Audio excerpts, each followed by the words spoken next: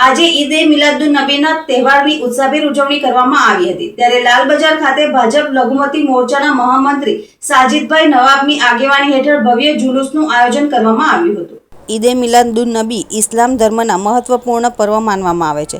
પયગંબર સાહેબના જન્મદિવસ નિમિત્તે વિવિધ મસ્જિદોમાં મોહમ્મદ સાહેબની શાનમાં સલાતો સલામ પેશ કરવામાં આવ્યા હતા। ભરૂચના લાલ બજાર વિસ્તાર ખાતે પણ ભાજપ લઘુમતી મોરચાના મહામંત્રી સાજિદભાઈ નવાબની આગેવાની હેઠળ ભવ્ય જુલુસનું આયોજન કરવામાં આવ્યું હતું। જુલુસમાં બાળકોથી લઈને વડીલો સહિત મોટી સંખ્યામાં મુસ્લિમ સમાજના અકીદતમંદો જોડાયા હતા। સૌએ ધાર્મિક પહેરવેશ ધારણ કરી હાથમાં ઝંડા સાથે જુલુસમાં ભાગ લીધો હતો। જુલુસ દરમિયાન ધાર્મિક નારા લગાવવામાં આવ્યા હતા તેમજ નાત શરીફનું પઠન કરવામાં આવ્યું હતું।